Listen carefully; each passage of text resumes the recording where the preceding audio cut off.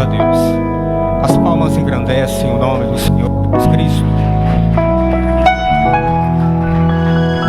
Abra sua Bíblia no Evangelho, segundo escreveu Marcos, capítulo 3.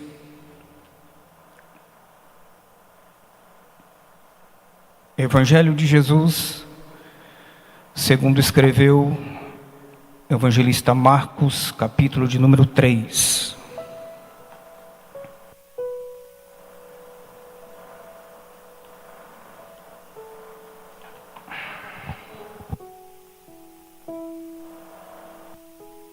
Enquanto vocês procuram o texto citado, eu quero agradecer a Deus por essa oportunidade que mais uma vez Ele me concede. Capítulo 3, nós vamos ler do versículo 1 até o versículo de número 5. Quem achou, diga: eu achei. Quem está alegre, diga: glória a Deus. Aleluia.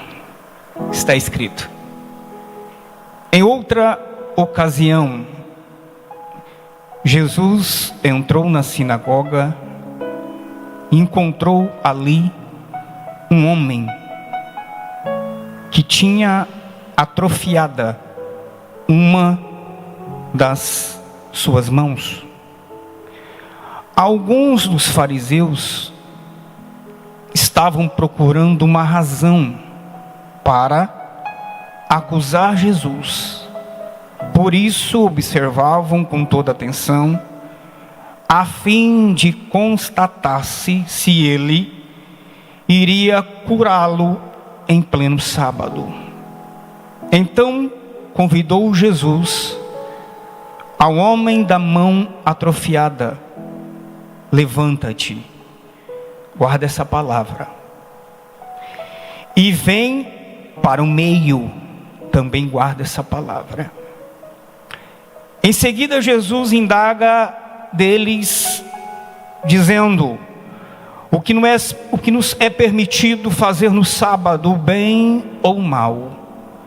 Salvar vidas ou matar as pessoas? No entanto, eles ficaram calados.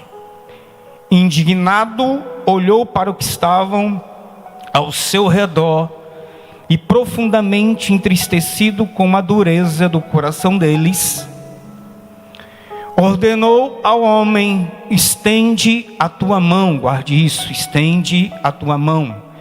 E ele as estendeu, e eis que a sua mão fora restaurada. Fora restaurada. Amém? Glória a Deus.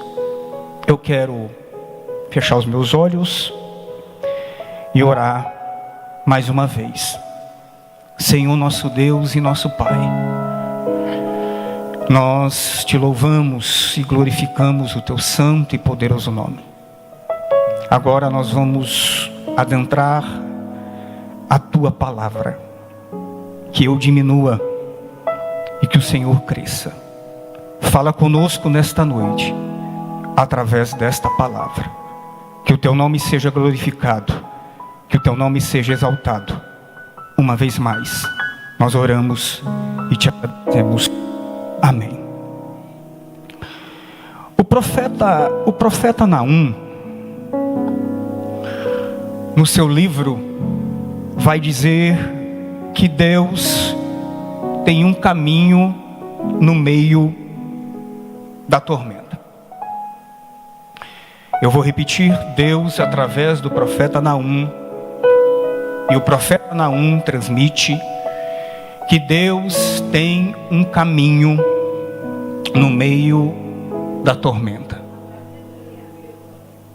O mundo espiritual, aprendemos através do capítulo 1, do verso 3, do profeta Naum, que o mundo espiritual se manifesta nesse mundo físico através de um caminho. Todos os acontecimentos registrados nas Escrituras Sagradas, nada de todos os acontecimentos foi por acaso. Milagres não acontecem por acaso.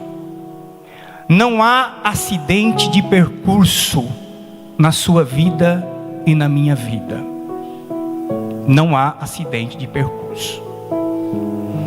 O mundo espiritual é muito mais organizado e inteligente em que esse mundo que nós vivemos. Eu aprendo aqui, através dessa passagem, que todos os milagres traz lições pedagógicas. Sempre tem algo a aprender. Eu quero discutir com você nessa noite, a proposta nessa noite é para descobrir o caminho para um avivamento genuíno. Não é esse avivamento que muitas vezes dizem que é avivamento, mas é um mero movimento. Não. Existe um versículo na Bíblia Sagrada que está escrito, 1 Crônicas, capítulo 7, versículo 14, que diz assim: se o meu povo que se chama pelo meu nome, se o meu povo que se chama pelo meu nome, se humilhar, e orar, e buscar a minha face, então eu ouvirei dos céus, perdoarei os seus pecados, e sararei a sua terra. Mas tem um detalhe, que eu esqueci: e se afastar dos maus caminhos. Se eu posso pegar esse versículo que está em Crônicas, capítulo 7, versículo 14, e traduzir em uma palavra, a palavra nesse versículo, você pode ler, reler, quantas vezes você quiser. Você vai entender que está falando de um caminho para um avivamento. Pastor, mas o que avivamento tem a ver com esse caminho? Tem tudo a ver com essa passagem. Olha só, vamos adentrar. Ambos os autores, essa passagem que eu li, você vai encontrar também no Evangelho de Mateus e também no Evangelho de Lucas. Ambos os autores faz questão de enfatizar que Jesus entrou novamente numa sinagoga num dia da semana. E o dia da semana que tanto Marcos, tanto Mateus, como Lucas vai enfatizar, dizer que o dia da semana que Jesus entrou na sinagoga foi num sábado. O sábado para os judeus é muito mais importante do que o domingo para nós cristãos. O sábado para os judeus é muito mais importante do que a sexta-feira para os muçulmanos. É muito mais importante. Os judeus, eles defendem, alimentam essa tese, e a tese é o seguinte: eles se apegam a Êxodo capítulo 20, do versículo 8 ao 11 e outras passagens também. Todos nós sabemos que Deus criou todas as coisas em 6 dias. E no 7º dia o Senhor abençoou, descansou e santificou. Tem o 8º dia, sim ou não? É o 7º dia. Para os judeus, todas as vezes que se manifesta, chega a se manifestar o último dia da semana, o sábado, algo sobrenatural traz a existência para os judeus. Quando o sábado se manifesta, quando chega no dia da semana, o sábado, que para eles é um ciclo, é uma fase, é um tempo. E quando chega no sábado, para os judeus indica que é o fim de um ciclo. É um encerrar de uma fase, de um tempo nesse mundo físico.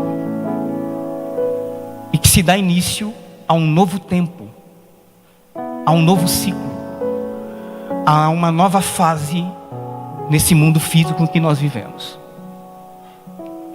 Para os judeus, o sábado, para eles, é o que é mais sagrado na religião judaica. Para eles, e os judeus mais ortodoxos criaram normas e regras, o que é permitido e que não é permitido a se fazer no sábado. Eu fui estudar e pesquisar, descobri 39 atividades que não pode fazer. Não pode fazer. Para os judeus mais ortodoxos, o sábado é de descanso absoluto. Absoluto. Bem verdade que eles não entenderam o real propósito a qual Deus estabeleceu o sábado. Eles não entenderam. Mas não vou discutir sobre isso. A proposta não é essa. Mas a proposta é que os fariseus estavam ali naquela sinagoga. E a intenção deles no seu coração, no coração de cada um desses fariseus, era achar alguma coisa que pudesse acusar Jesus. Eu vou repetir, para você prestar bem atenção. Para os judeus, o sábado não é um dia qualquer. Todos os dias que chega esse dia da semana, o sábado, no mundo físico, primeiro se manifesta uma decisão divina no mundo espiritual. Deus então vai sair do mundo espiritual e vai se manifestar nesse mundo físico para encerrar um ciclo, uma etapa, uma fase, um tempo na história desse mundo físico e dar início a um tempo, a uma fase. Mas pastor, onde você pegou essa base? Onde se baseia nisso? Eu vou ser um pouquinho mais a fundo. O texto vai dizer que Jesus entrou numa sinagoga. Numa sinagoga. Não é num templo, numa sinagoga. Sinagoga que foi criada pelos judeus. Os judeus criaram esse centro educacional e religioso para se manter a sua identidade religiosa e para não se afastarem das leis de Deus. E todas as vezes que os judeus se reúnem no sábado na sinagoga, olha só que interessante, eles se reúnem para dar fim a 7 capítulos dos livros que eles se propõem a estudar durante a semana. E aí eles se reúnem no sábado até os dias de hoje para dar fim, para encerrar 7 capítulos dos estudos, 7 capítulos de estudos que eles se propõem a estudar durante a semana. Encerram e já também iniciam 7 capítulos para serem estudados durante a semana seguinte. Nesse sábado, os rabinos responsáveis por essa sinagoga convidaram Jesus para pregar nessa noite. E Jesus, ele aceita o convite. Ele entra na sinagoga no sábado para pregar a palavra. E ali ele encontra um homem cuja sua mão, Lucas é mais detalhista, vai dizer que é a mão direita deste homem estava atrofiada. Em outras traduções, ressequida. Em outras traduções, mirrada. Existem alguns que defendem a ideia de que se tratava de uma lepra. Mas ali Jesus encontra aquele homem e começa a pregar a palavra. Deixa eu abrir um parênteses nessa noite.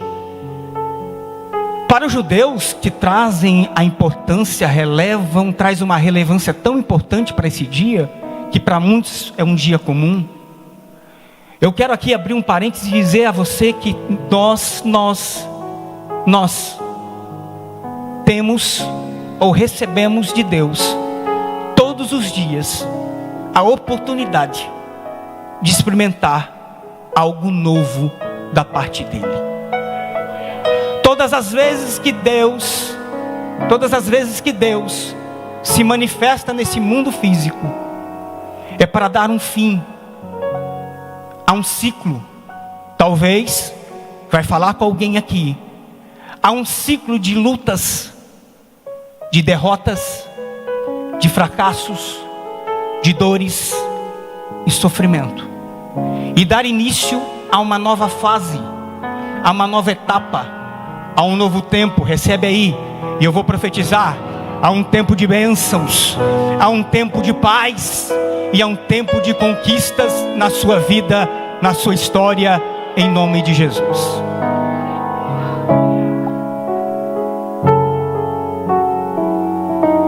Todas as vezes que nós temos a oportunidade de estarmos aqui, nessa casa de oração, nós temos a oportunidade de fazer diferente. Você só sai daqui do mesmo jeito que você entrou, se você decidir que você quer sair do mesmo jeito que você entrou. Se você estiver disposto como eu, hoje nós vamos dar um tchau. Vamos dar um tchau para esses dias de lutas. Vamos dar um tchau para esses dias de dores. Vamos dar um tchau para esse tempo de enfermidades, de doenças, de sofrimentos, de decepções. Vamos dar um tchau e vamos juntos nessa noite profetizar um tempo de vitórias, um tempo de milagres, um tempo de conquistas, um tempo de paz, um tempo de fartura, em nome de Jesus.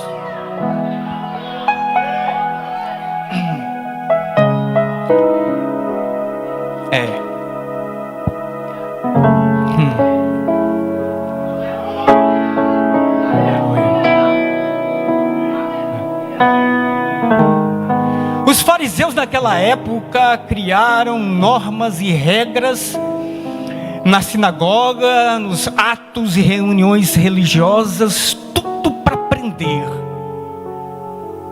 tudo para limitar, impedir a manifestação de algo sobrenatural. Ora, se Jesus entrar na sinagoga e fazer alguma coisa, porque alguma coisa ele vai fazer.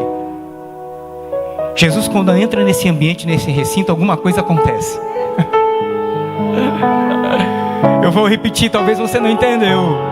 Todas as vezes que Jesus entra nesse ambiente, nesse recinto, nessa casa de oração, alguma coisa sobrenatural acontece.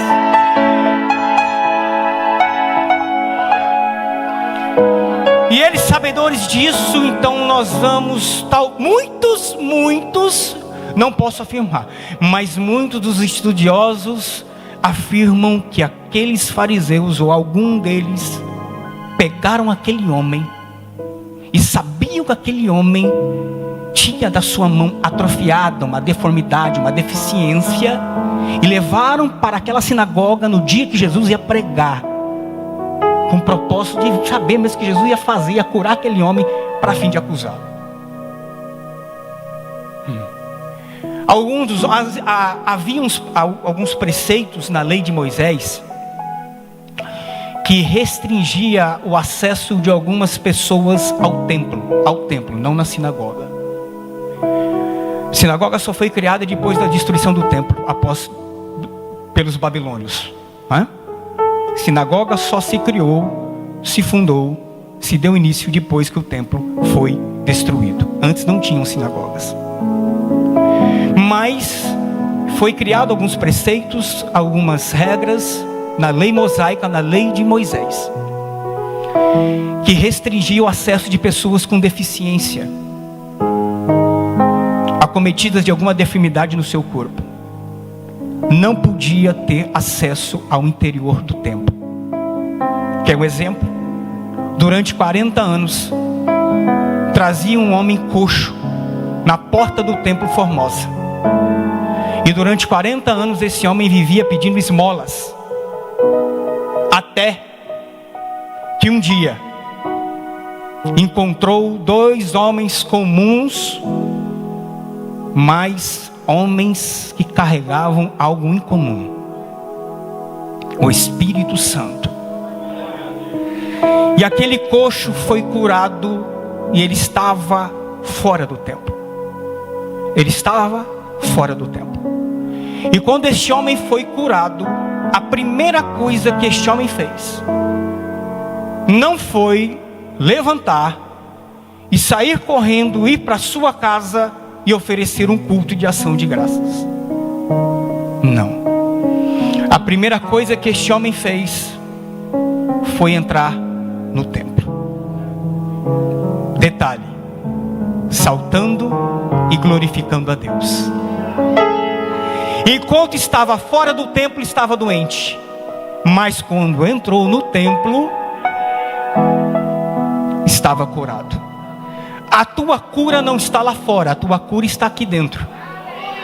Talvez a tua cura não está aí no seu corpo físico, pode estar na sua alma. Mas eu repito, você só sai daqui nesta noite do jeito que você entrou, se você quiser.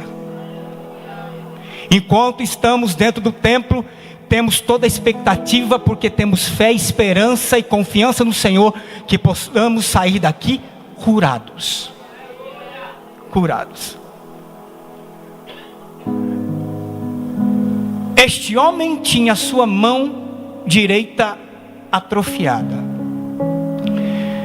Existem alguns que têm uma linha de pensamento e transmite nos púlpitos das igrejas, e a linha de pensamento é essa: Deus só está interessado no seu coração.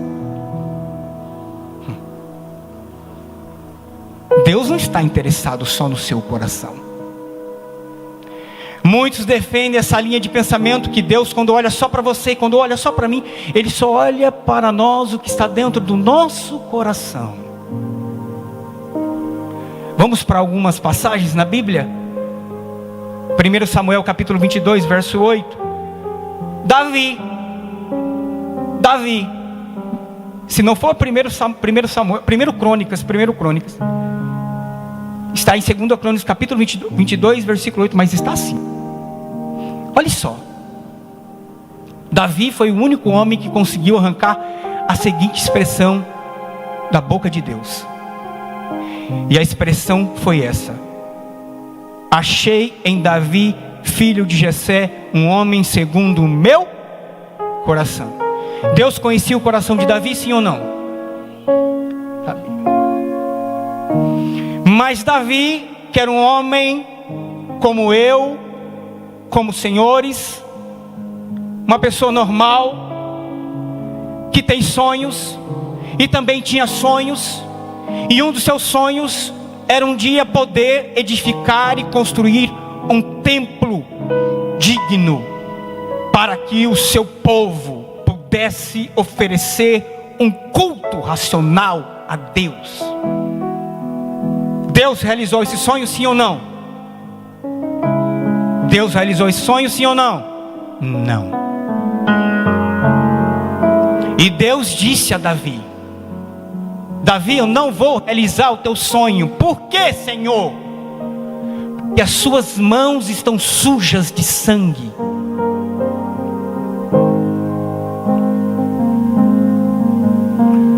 Certo dia Deus disse a Moisés: Moisés, pega a sua mão direita. Não foi a mão esquerda.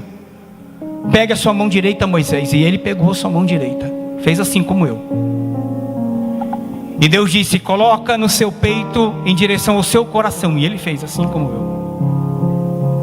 Moisés, agora tire a sua mão. E tirou. A sua mão ficou leprosa. Mão direita.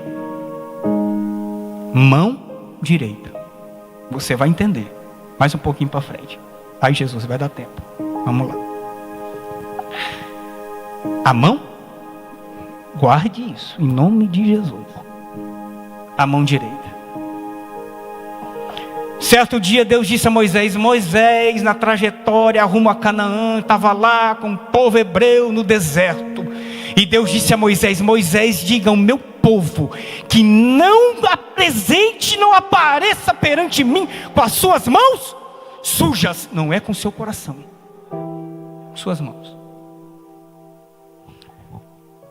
Talvez tenha alguém aqui nessa noite que, quando eu fui ler esse texto, deve ter pensado: puxa, tanta passagem que o pastor Adriano poderia pregar, o que tem a ver isso aqui no culto da família, no culto de domingo? Num milagre tão insignificante, parece, né? Tu que pensa, está enganado.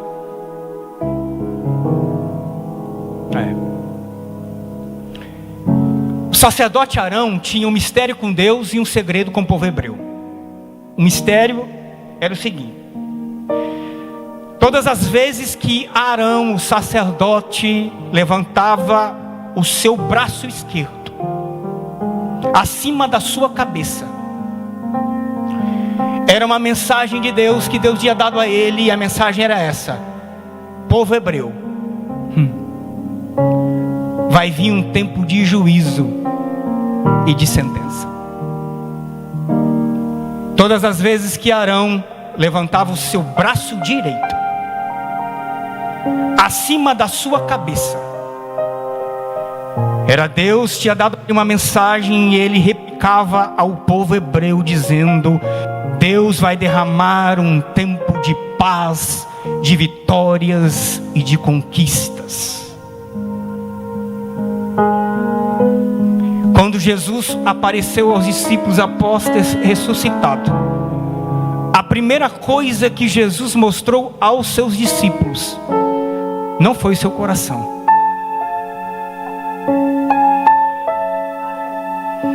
Não foi a sua cabeça. Porque na sua cabeça já não havia mais as marcas da coroa cravada ali, a coroa de espinhos que cravaram na cabeça de Jesus. Já não havia mais esses sinais. Não foi as costas. Jesus não mostrou as suas costas aos discípulos, porque nas costas não haviam mais as marcas das chibatadas que Jesus levou. Já não havia mais. Mas Jesus fez questão de mostrar aos discípulos as suas mãos. E as suas mãos estavam furadas, que foram cravadas naquela cruz. Quando o diabo se manifesta para investir contra a sua vida, vem Jesus na frente dele. Opa!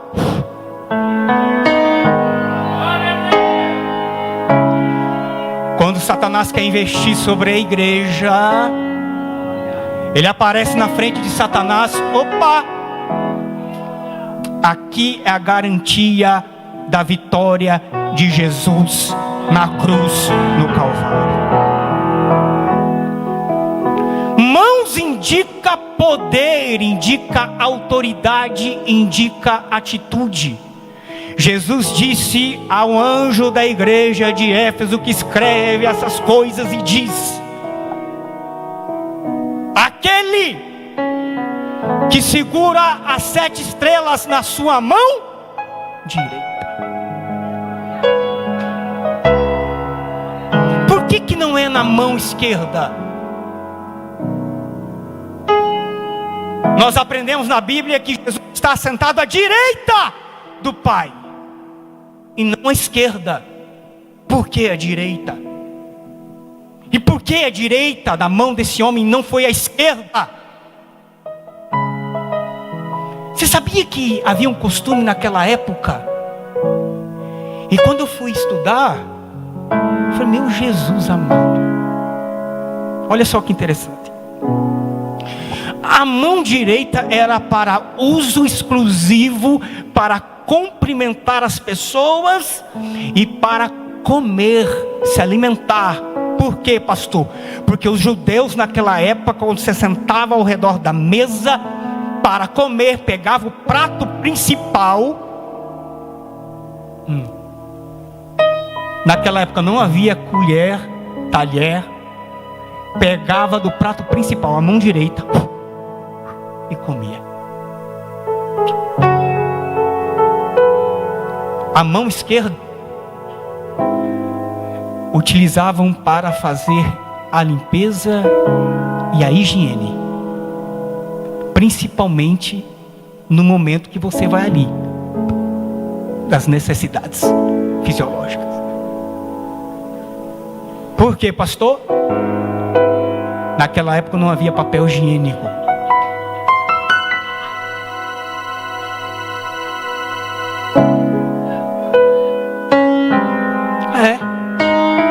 Eu descobri. Não é? Eu falei, que coisa mais interessante, rapaz. Por que não pega a mão direita? Porque a mão esquerda para os judeus é impura. E a mão direita para os judeus é sagrada.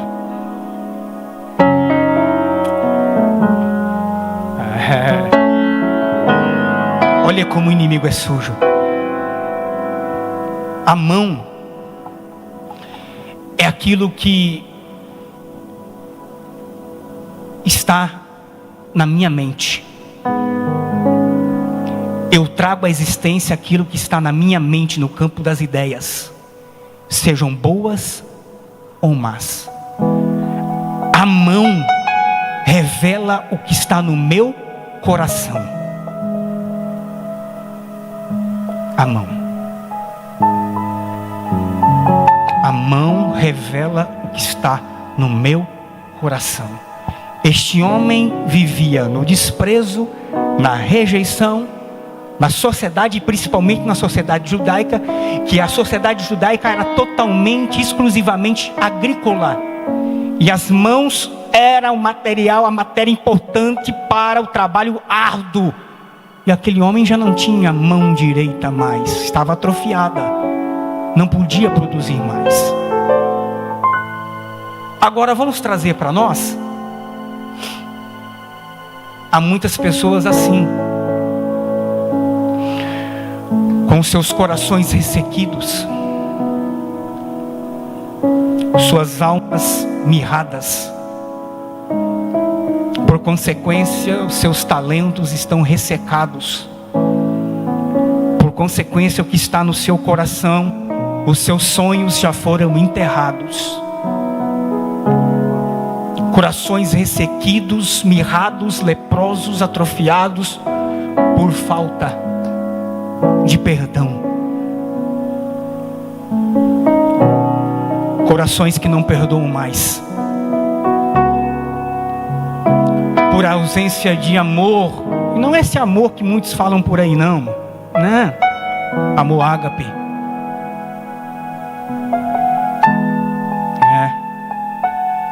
Corações ressequidos pela ausência do Espírito Santo. Pessoas vazias de Deus. Isso é uma coisa que o crente sabe fazer e tem a capacidade de manter e criar uma aparência de piedade. Mas os seus corações estão, cheios de maldade e de egoísmo e tantas outras coisas mais. Há muitas pessoas que estão vazias de Deus, mas cheias de rancores, cheias de mágoas, cheias de ressentimentos, cheias de decepções, cheias de frustrações, cheias de fracassos. No corpo não aparenta nada, mas a sua alma está doente. O estado emocional degradante estava esse homem, era o estado dele. Detalhe, ninguém sabia. Ninguém sabia. Se alguém pegasse, fosse pego dentro de um templo, e essas normas, esses preceitos depois se estenderam para as sinagogas, pegasse alguém com alguma deficiência, alguma deformidade, Em alguns casos, apedrejados. Em outros casos, levado à morte. Levado à morte. Ninguém sabia que aquele rapaz, aquele homem, estava com a sua mão direita ressequida. Mas ele estava lá. Ele estava lá. Só que esse dia foi um dia que eu acredito que Jesus marcou para encontrar com aquele homem, porque aquele homem não foi encontrar com Jesus, mas Jesus encontrou com aquele homem. Eu quero nesta noite dizer para você e para mim que Jesus nesta noite veio para encontrar-se com você e comigo. Nós vamos ter um encontro com Jesus nessa noite. Espera aí que eu nem cheguei na... Vamos lá, eu estou tentando sair da introdução. Estava onde? No cantinho, escondido, mas estava lá. Aí Jesus pregando a mensagem, o Pai se manifestando de uma forma sobrenatural, o Espírito Santo passeando no meio daquele culto. A graça naquele ambiente estava demais. Aí Jesus chamou aquele homem. Vem aqui. Eu? É você? Mas eu mesmo? Sim, é você. Sai do cantinho, lá do escondido. É você, vem aqui no meio. Eu disse aqui que há um caminho para o avivamento. Há um caminho para o avivamento. Primeiro passo. Simples. A gente quer criar um... para impressionar. Meu Deus, que mensagem, eu vou criar coisas aqui. Não, é simples. O caminho para avivamento é simples. O primeiro passo, se levanta.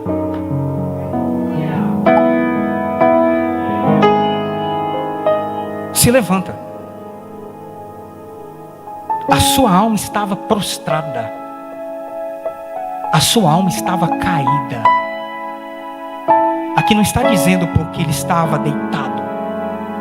Deus, quando foi visitar o profeta Ezequiel, Ezequiel não estava deitado, não estava sentado, não estava em pecado. Deus disse: Ezequiel, levanta-te, põe de pé, que eu quero falar contigo.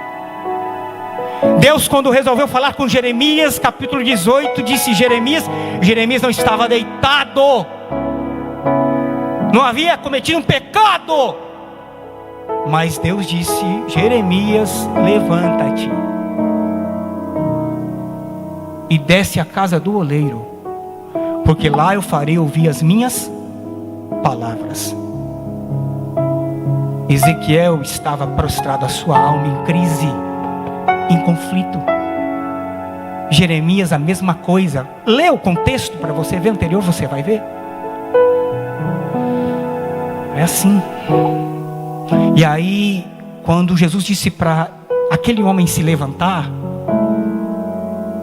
ele tinha duas opções: ou continuar sentado no mesmo lugar. Não vou. Eu não vou. Me acomodei. Porque tem muitas pessoas assim, que se acostumaram, se acomodaram com a sua situação e fizeram dos seus pecadinhos o seu bichinho de estimação. Fizeram das suas doenças o seu motivo para poder chamar a atenção das pessoas. Eu tenho que todo dia falar que eu estou mal. Eu tenho que todo dia falar que eu não estou bem. Que eu estou assim ou eu estou desse jeito. Porque é a única forma que eu chamo a atenção de alguém. Domingo passado o pastor pregando aqui, eu fiquei: meu Deus do céu. Eu subi no céu, descia. Maravilha. Eita glória. Tem pessoas assim, irmãos. Não, eu preciso fechar a cara, eu preciso do triste, porque assim eu chamo a atenção de alguém. Mas quando Jesus disse a ele: levanta-te, assim, é um estado de indignação. Eu quero ver se esse camarada está indignado com essa situação e ele está mesmo disposto a sair dessa situação, desse estado espiritual, emocional, degradante em que ele está vivendo. Eu quero ver se ele está indignado. Ele estava indignado, ele levantou e foi. Não quero continuar a viver essa situação mais. Aí o segundo passo para um avivamento genuíno, não é esse muitos que você está ouvindo por aí, é quando Jesus chama aquele homem em seguida e chama ele e diz: vem para o meio. Naquela época, nas sinagogas não é assim não, viu? O púlpito ficava no meio, no centro, e as pessoas ficavam ao redor. E aquele homem estava lá no cantinho e veio para o meio. É a mesma coisa dizendo assim, irmão Luciano: você está disposto a abandonar tudo aquilo que te prende nesse estado que você se encontra? Você está afim mesmo de abandonar os seus medos? Você está afim mesmo de abandonar os seus pecados que você alimenta como um bichinho de estimação? Você está mesmo com disposição mesmo? Está disposto a abandonar tudo, essa frieza espiritual que está te consumindo? Essa incredulidade? Você está mesmo disposto a abandonar esse orgulho que está consumindo o teu coração? A soberba que está instalada, os olhos altivos? As pessoas querem avivamento, mas não querem ouvir a verdade do avivamento.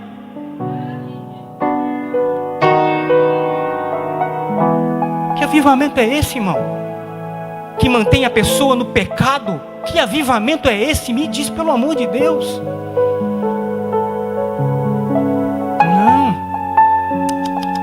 Não, pastor, mas não, vem, pula, salta, grita, fala em línguas estranhas, planta bananeira, sobe no teto, vai, pula na parede, sai correndo, acabou o culto, voltou a mesma coisa. Que avivamento é esse? Me diz. Jesus está convidando você a ir. Vem para o meio. Sabe por que Jesus chamou aquele homem para o meio? Aquele homem estava tão frio. Vem pertinho do altar, para você ser queimado pelo fogo que arde nesse altar. Sabe o que a gente precisa? Não se vê mais como antigamente, irmão. Muita coisa que acontecia nos nossos cultos. Que saudade. Que saudade.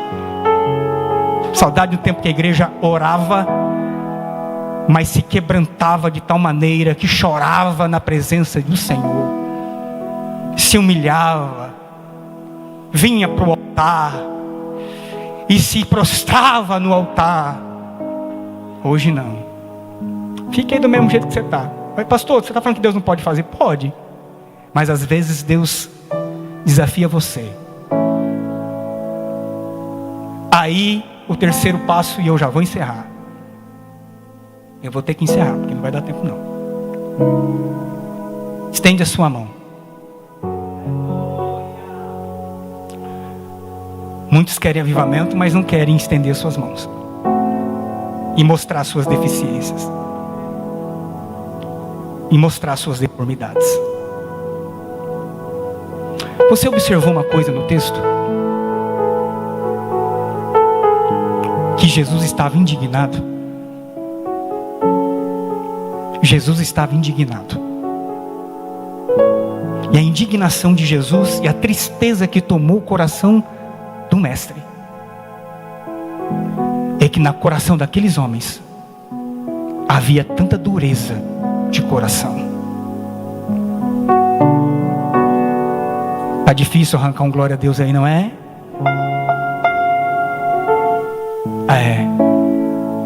Eu fico pensando comigo, quando Jesus olha para a igreja, como está? Quais são os sentimentos que permeiam o coração do Senhor? Porque Deus fala e continuam a mesma coisa. Desprezam a palavra do Senhor. Eu tenho certeza que pode ter alguém aqui, viu? Não duvido não, viu?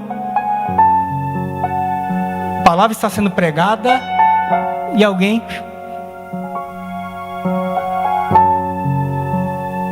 Nós estamos que nem os fariseus, sabia? Nós criamos tantas coisas, criamos tantas normas, tantas regras nos nossos cultos, porque nós estamos limitando a ação de Deus. Olha, eu só dou glória a Deus se o pastor de tal pregar. Eu só dou aleluia se o cantor que for para cantar. Agora, se o pastor e eu não gosto pregar, ele não, na minha boca, ele não arranca nenhum amém.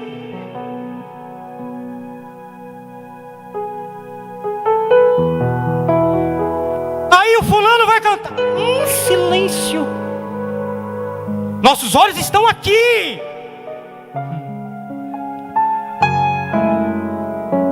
Era para estar lá.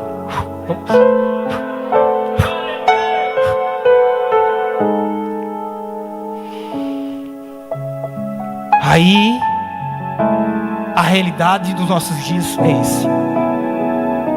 Certa vez, nessa semana, eu ouvi um pregador dizendo que Deus vai derramar um avivamento nesses dias. O avivamento?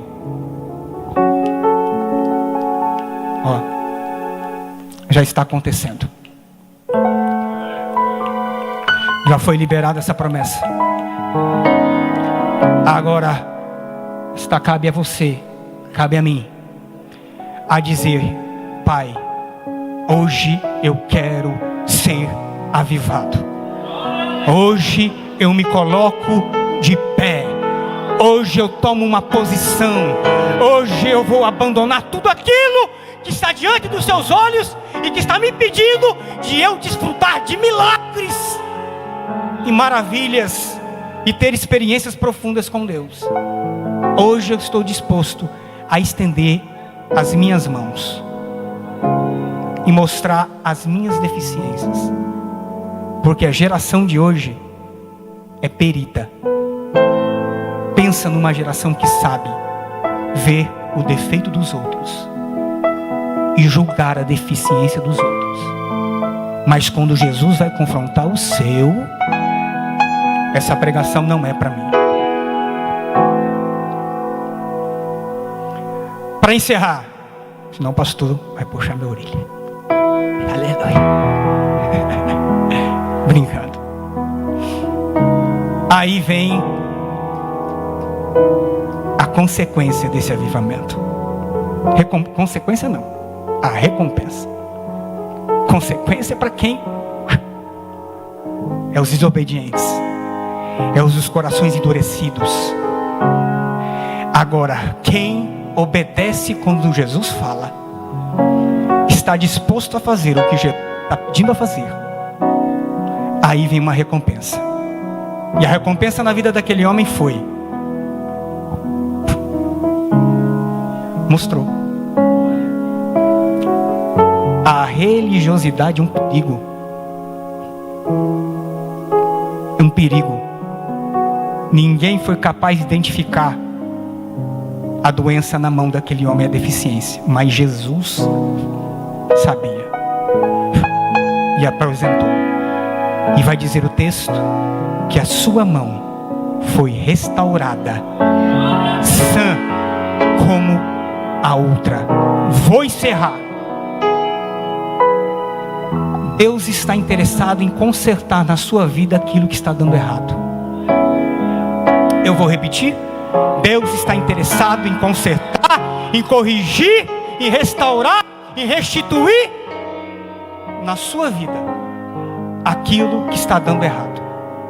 Deus sabe as áreas da sua vida que está ressecada, meu irmão, minha irmã. Eu não sei, mas Deus sabe. Ele está interessado nisso. Ele não está interessado em fazer aquilo que está dando, não, em abençoar aquilo que está dando certo. Aquilo que está dando certo, continue. Mas é aquilo que está dando errado na sua vida. E essa palavra que eu deixo nessa noite: Deus está interessado em consertar aquilo que está dando errado na sua vida, na sua casa, na sua família, nas suas finanças, na sua vida espiritual. seja a área que for, Deus está interessado em restaurar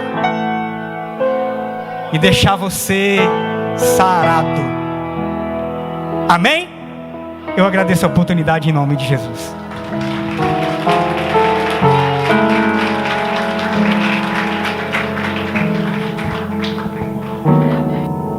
Deus tem um plano